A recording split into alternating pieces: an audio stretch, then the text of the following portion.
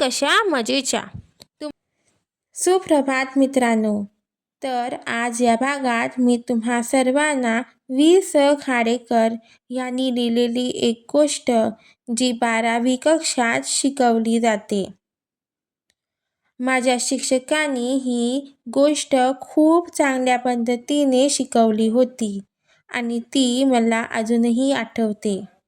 आणि ती गोष्ट म्हणजे मोत्याचे पीक. तर आज मी तुम्हाला ही गोष्ट थोडक्यात सांगणार आहे. तुम्हाला नक्की आवडेल. गोष्टीचे नाव मोत्याचे पीक. वी.स. खाडेकर. तर एकदा काय झालं, पाणबुड्याने वरुण देवतेकडे प्रार्थना केली, देवा, तू मृगाचा पाऊस आणि मगाचा पाऊस भरपूर पाडतोस. मग लांबट मोत्याप्रमाणे दिसणारे सुंदर भात तयार होते. तू हस्ताचा पाऊसही खूप पाडतो. मग गोल मोत्याच्या दाण्याप्रमाणे दिसणारा सुंदर जोंधळा तयार होतो.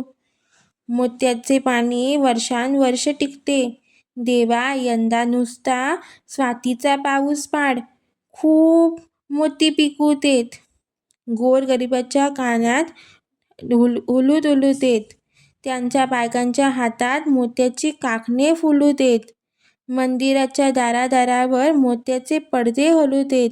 मोत्याचे खूप पीक येऊ दे.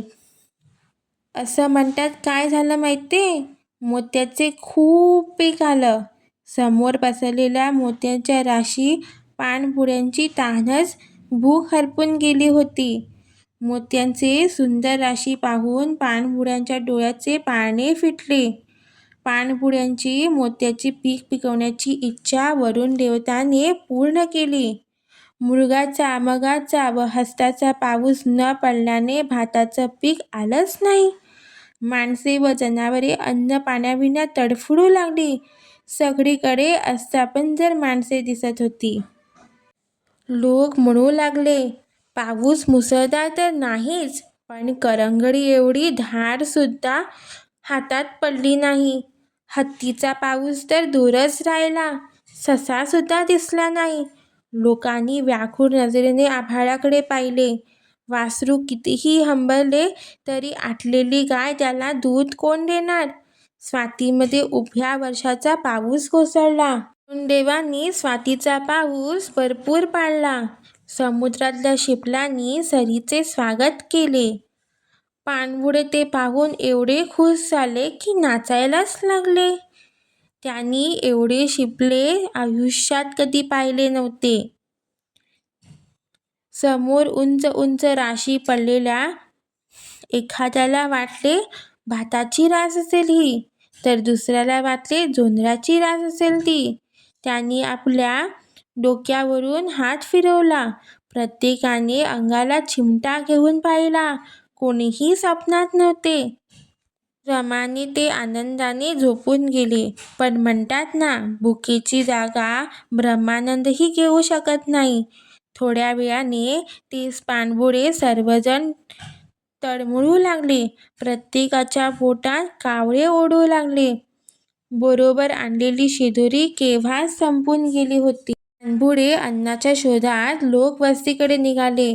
दुरून एक झोपडी दिसल्यावर आपल्याला अन्न मिळणार याचा त्यांना आनंद झाला.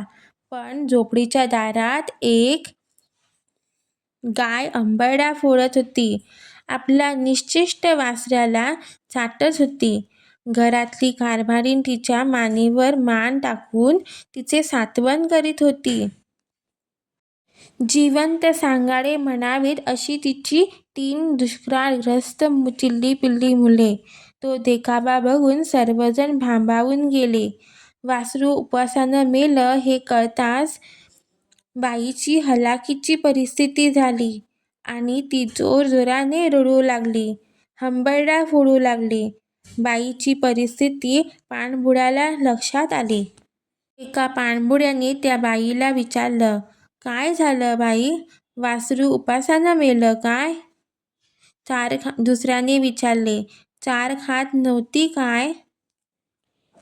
ती हतारपणे म्हणाली, चारा? क्षणभर थांबून हुदके देत म्हणाले, कुठून आणू मी चारा? ती गरीब हाये करतात आपल्या हातातली मूठभर मोती हातात घेऊन त्या पाणबुड्याच्या पुढाऱ्याने हात पुढे केला. मूठ उघडीत तो म्हणाला, साधा चारा कशाला? हा मोत्याचा चारा घे. मोते पाहून बाईला मोह झाला. मेलेल्या वासराला पण सुद्धा विसरले. गाईच्या डोळ्यातून वाहणारे पाणी पण मोत्याच्या पाण्यापुढे तिला काही दिसेना. तिने क्षणभर विचार न करता मोह होऊन हात पुढे केला. इतक्यात काय झालं माहीत आहे? पाणबुड्याने विचारले, आम्हाला काय देणार तू नंतर? हे ऐकून कारभारिणीला भलतीच शंका आली. तिने सर्वांना म्हटले, चालते व्हा इथनं. पाणबुड्यांना आपली चूक कळली. म्हणाले, आम्ही सारे भाऊ आहोत तुझे. भाऊबीजेची ओवाळणी म्हणून तुला हे मोती आम्ही देणार आहोत. ती दचकून किंचाळली. म्हणाली, चला चालते व्हा इथनं. एकच भाकरी आहे आणि ती माझ्या पोराबाळांना हवी आहे. एवढे सगळे झाल्यानंतर ते तिथून निघून गेले. मोती देऊन सुद्धा भाकरीचा एक तुकडा देणारा मनुष्य त्यांना भेटला नाही. सगळीकडे एकच देखावा. अस्थिपंजर झालेली माणसे आणि भुकेने व्याकुळ झालेले त्यांचे निस्तेज डोळे. डोळे, अन्न सोडून बाकी सर्व सुखाच्या गोष्टी सगळीकडे होत्या. डोक्यावर मोत्याचे असह्य झालेले ओझे. पाणबुड्याचे पाय चालून चालून खूप दमले होते. एका देवळात देवासमोर देवापुढे हात जोडून एक संन्यासी ध्यानस्थ बसला होता. पाणबुड्यांनी त्या संन्याशाला विचारले, स्वामी, जगातलं अन्न गेलं तरी कुठं? संन्याशी म्हणाले, अन्न आलंच नव्हतं तर मग जाणार तरी कुठं? ते म्हणाले, अन्न आलंच नाही म्हणजे? तेव्हा भुकेने कासावीस झालेले देवापुढे हात जोडून बसलेले संन्यासी त्यांनी परिस्थिती समजावून सांगितली.